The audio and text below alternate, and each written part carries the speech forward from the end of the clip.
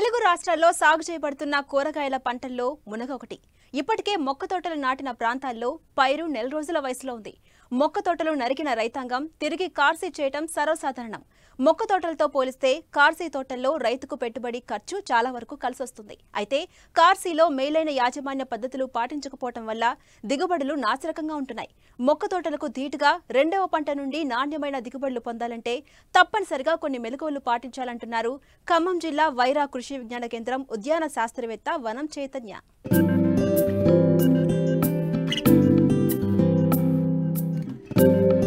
సాధారణంగా మునగ మొక్క తోటను నరికిన తరువాత ఆ మోళ్ల నుండి వచ్చే పిలకల ద్వారా ఇంకో పంటను తీసుకుంటారు. దీన్ని కార్సీ లేదా మోడెం పంట అంటారు.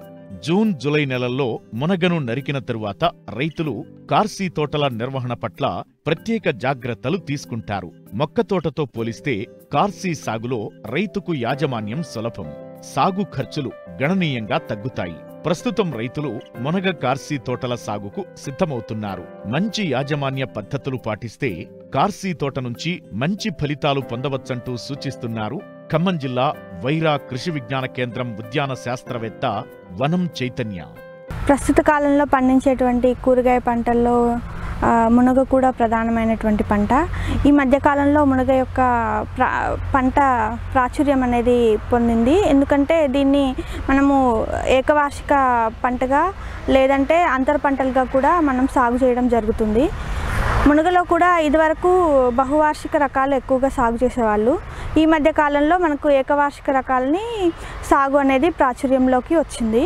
ఇది మనము నాటిన 5 నుంచి 6 నెలల తర్వాత మనకి పూత రావడం అనేది గమనించడం జరుగుతుంది. సాధారణంగా మనకు ఫిబ్రవరి ఆ టైంలో మనకి పూత అనేది స్టార్ట్ అవుతుంది. ఇక మనము కాత అంటే మొదట హార్వెస్టింగ్ అనేది మనకు ఏప్రిల్ మే జూన్ ఆ టైంలో మనకి దీని యొక్క కాయ యొక్క దిగుబడి అనేది మనం గమనించడం జరుగుతుంది. అయితే మనకి జూన్ జూలై వరకు ఈ క్రాప్ అనేది అయిపోతుంది.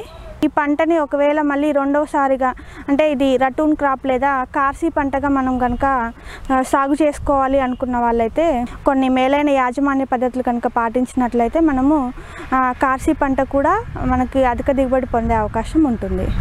అయితే మొదట పంట అయిపోయిన తర్వాత మనకి ఆల్రెడీ మొక్క ఎత్తు అనేది ఎక్కువగా పెరిగి ఈ జూన్ జూలైలో వచ్చేటువంటి గాలుల వల్ల మనకి కొమ్మలు విరిగిపోయే అవకాశం ఉంటుంది.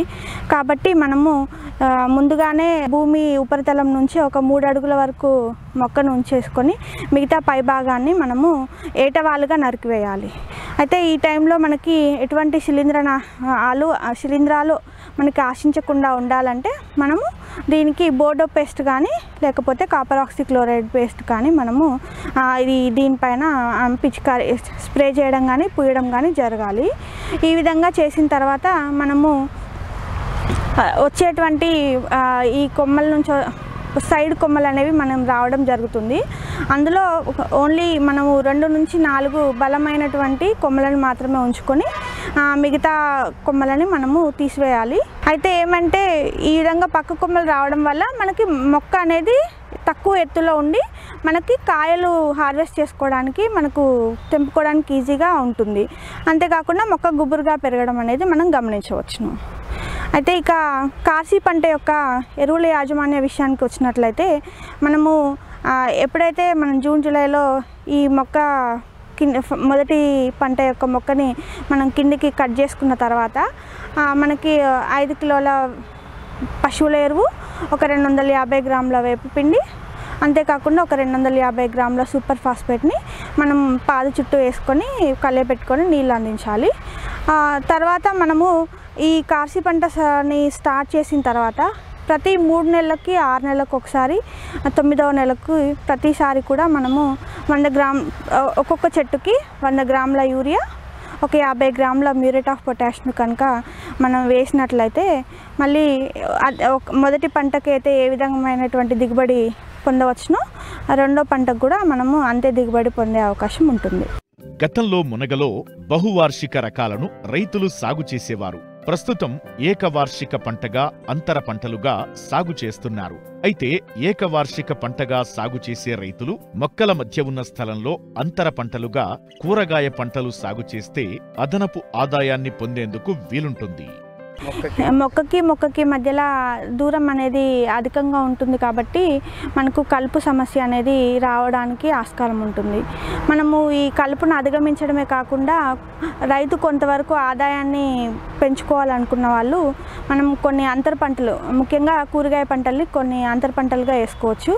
ముఖ్యంగా దోస అలాంటి తీగజాతి కూరగాయలు, లేదంటే బెండ, టమాటో, లేదంటే కౌపి ఇట్లాంటి తక్కువ ఎత్తు పెరగడమే కాకుండా ఇవి ప్రధాన అంటే మన మునగ మొక్కలకి అది కాంపిటీషన్ కాకుండా ఉండేటువంటి మనం మొక్కల్ని కనుక అంతర పంటలుగా వేసుకున్నట్లయితే మనం కొంతవరకు ఆదాయాన్ని పెంపొందించుకునే అవకాశం ఉంటుంది.